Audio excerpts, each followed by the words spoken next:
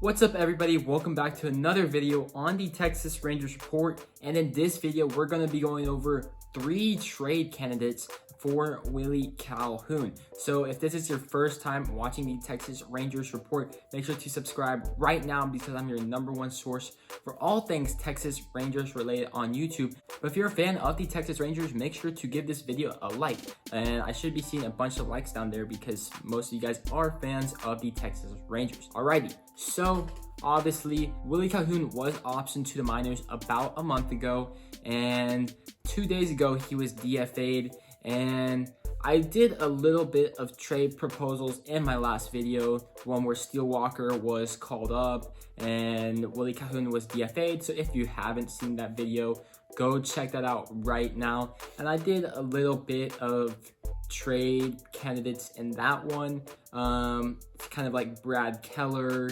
some names like that. But in this video, we're going to be going a little bit more in depth, and we're going to be going for like one-on-one trades, and it's kind of like struggling players for struggling players. The other trades were like decent players for a struggling player in Willie Calhoun, and we need to give up prospects. So without wasting any more time, let's get straight into it. So first on this list is 27-year-old Miguel Andujar, third baseman / outfielder from the New York Yankees. So Andujar has requested a trade from the New York Yankees, and I mean, rightfully so, because the Yankees have always had a crowded lineup, and it's been hard for their prospects to crack the lineup. Most notably, Clint Frazier. Obviously, he hasn't been productive, but who knows, maybe if he went up in the farm system with a team like the Rangers or the Pirates, or if he stayed with the Indians / Guardians, maybe if he got those consistent at-bats, maybe he would have panned out like the top 100 prospect he was. Same thing for Miguel Andujar, a guy who had a breakout year in 2018, almost won the Rookie of the Year. It's just for him, obviously his play wasn't that good. He sucks at defense. He had to move from third base to the outfield, and it was still garbage in the outfield. It's just the Andujar we saw with the bat in 18 wasn't there the rest of his career in the Bronx. Could he be a change of scenery guy? I'm not too sure. It's just you have to wonder if he was with a team like the Pirates or the Rangers or some team like a Royals, like a rebuilding team where he got consistent at-bats, would he be able to have produced the same level of play from 2018 to current date? So Andujar does have one option remaining, and I don't believe he has been optioned this year. So if he were to stay at the MLB level this entire year, then he would still have one more option remaining next year. For instance, Willie Calhoun, it says he has one option remaining this year, so the Rangers could option him as many times as possible from the majors to the minors, but then that means next year he wouldn't have an option. And Miguel Andujar is getting paid $1.3 million, so about the same as Willie Calhoun, and he has 2 more arbitration years after this year. Personally, I wouldn't trade for Andujar. The bat is honestly, I don't think that's recoverable at this point in his career. I don't think there's a spot for him on the team. I think Eliezer Hernandez is better, and we have to remember that Brad Miller will be coming back. Josh Smith will eventually be coming back, and hopefully we could see Josh Young at some point this season. Because if you think about it, I think Eliezer Hernandez will probably get more reps than him, and in the outfield, he could be better than Steele Walker, you don't know, but Brad Miller could be coming back as soon as this week. I don't think that trade would make sense. Going on to number 2, we have Dom Smith, the first baseman / outfielder from the New York Mets. He is 26, should be 27 tomorrow. This trade I actually like. And remember, all these trades are 1-for-1, so probably Willie Calhoun for Andujar or Dom Smith. Maybe some cash might have to be thrown in to get the deal done. You never know, but I think all these are realistic trades. So unlike Andujar and Calhoun, Dom Smith has 2 minor league options remaining. And yes, Dom Smith was optioned to whatever the New York Mets AAA affiliate is. So that means next year, Dom Smith would have 1 minor league option remaining. Dom Smith is getting paid $3.95 million this year, and that's notable because that means this is his first year of arbitration. He's getting paid higher than Willie Calhoun and Miguel Andujar. That means he's actually played pretty well in the major leagues for an extended period of time, and he has 2 more years of arbitration remaining.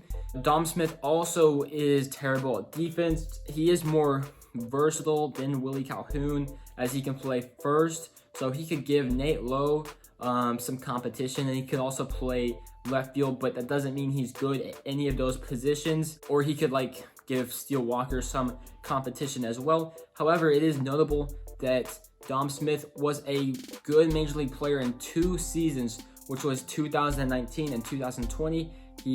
His WRC plus was in the 150s, and if you guys don't know what WRC plus is, league average is always 100, so 150 is 50 points higher than the league average, which is really, really good.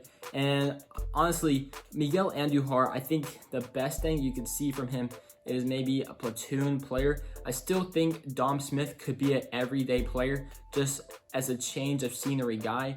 I'm not too sold on Nate Lowe, so maybe Dom Smith, like I said, could help give him some competition, but at worst, you still could use Dom Smith in the minor leagues. I know Dom doesn't want to be a minor leaguer, and I know he doesn't want to be a platoon player, but you never know if a change of scenery could spark something out of him or change his mind about some things, because I do think we could help use him in left field, especially while Brad Miller is hurt. And even when Brad Miller gets back, you could use Brad Miller as the third baseman, and you could use Dom Smith in left. But remember, Dom Smith is doing terrible this year, so that doesn't mean you throw in Dom Smith right away. If Steele Walker is playing really well, then maybe you have Dom Smith on the bench or in the minor leagues.